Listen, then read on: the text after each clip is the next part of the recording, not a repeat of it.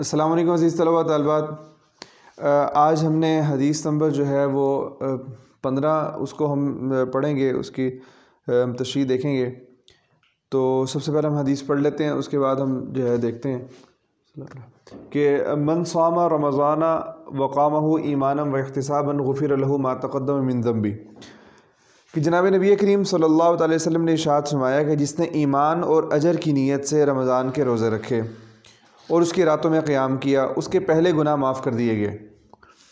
اب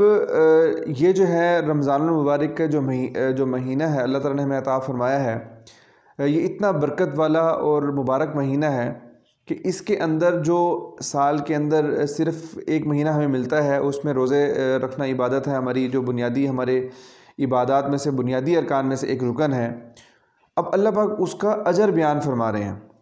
رمضان المبارک کے اندر ہم دو عبادت کرتے ہیں، ایک عبادت دن کی ہوتی ہے اور ایک عبادت رات کی ہوتی ہے۔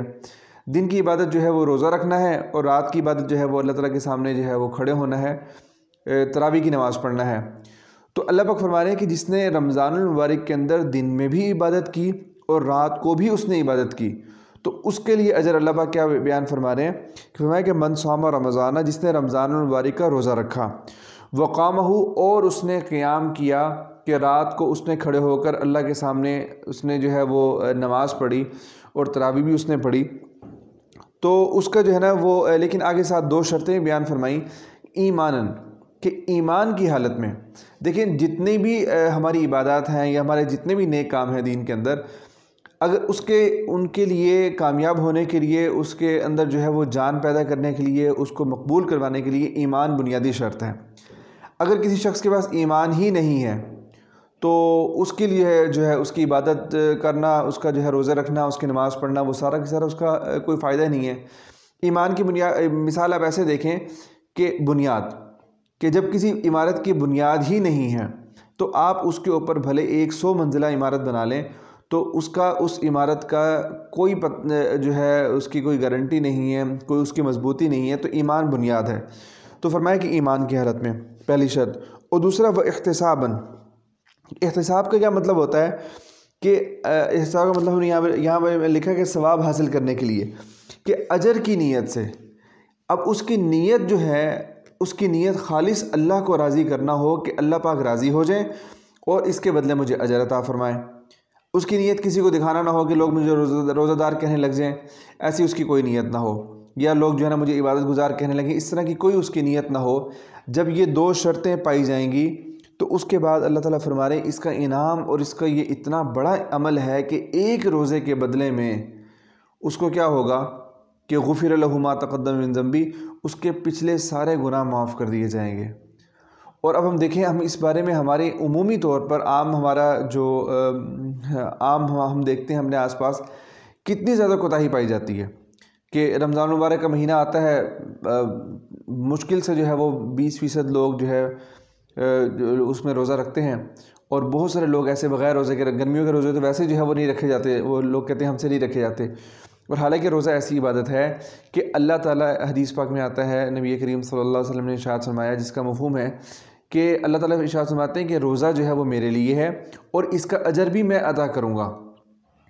کیا مطلب کہ نماز اللہ کے لیے نہیں ہے، زکوٰۃ اللہ کے لیے نہیں ہے، نہیں، ساری عبادت اللہ کے لیے ہے، لیکن روزے کے اندر اللہ کے ساتھ جو انسان کا تعلق ہوتا ہے وہ باقی عبادات کی نسبت زیادہ ہوتا ہے۔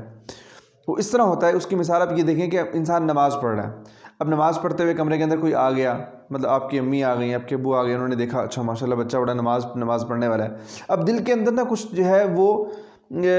کچھ ریاکاری آ سکتی ہے، کچھ دکھاوا آ سکتا ہے کہ دیکھو میں نے ان کو دکھانے کے لیے میں نماز کو لمبا کر دوں۔ تو اب لیکن روزہ ایسی عبادت ہے کہ اس کے اندر انسان کے پاس 15 16 17 گھنٹے ہوتے ہیں، اس نے بھوکا پیاسا رہنا ہے، گناہوں سے بچنا ہے، اور ان 16 17 گھنٹوں کے اندر بہت سارا ٹائم ایسا ملتا ہے، بہت سارے موقع ایسے ہوتے ہیں کہ انسان کھا پی سکتا ہے، لوگوں سے نظر بچا کر جو ہے وہ گھر والوں کو پتہ نہ لگے، پانی پی سکتے ہیں، کھانا کھا سکتے ہیں، لیکن ان سب کے باوجود وہ تنہائی کے اندر بھی یہ کام نہیں کرتا۔ کیوں؟ اللہ سے ڈرتے ہوئے کہ اللہ مجھے دیکھ رہا ہے، میں نے اللہ کی تو اس عبادت کے اندر اللہ پاک فرمانے کہ روزہ میرے لیے ہے اور میں اس کا اجر بھی میں خود دوں گا، کہ کوئی بہت بڑا انعام جو ہوتا ہے اس کو بتایا نہیں جا سکتا، یعنی کہ وہاں پر آ کر اعداد و شمار ختم ہو جاتے ہیں کہتے ہیں کہ بس اتنا دوں گا کہ بس راضی ہو جائے، تو کیا ملے گا اس کا انعام، وہ ہم اس تک سوچ ہی نہیں سکتے اللہ پاک اتنا بڑا انعام دیں گے۔ اس لیے روزہ رمضان المبارک کے اندر جو مطلب بالغ ہونے کے بعد اللہ تعالیٰ نے ہمارے اوپر روزے فرض کر دیے ہیں، بچہ ہو چاہے وہ بچی ہو، جیسے وہ بالغ ہو گئے ہیں ان کے بعد اب روزے فرض ہیں۔ اب اگر جو ہے وہ نہیں ادا کرے گا، اگر وہ روزے نہیں رکھے گا تو اس کو جو ہے وہ اللہ تعالیٰ کے ہاں بہت سخت وہ گناہ گار ہوگا، اور اگر وہ رکھے گا تو اس کو اللہ تعالیٰ اتنا زیادہ اجر عطا فرمائیں گے۔ تو یہ اس حدیث پاک میں فرمایا یہ جو ہے کہ اللہ تعالیٰ اس رمضان المبارک کی برکت سے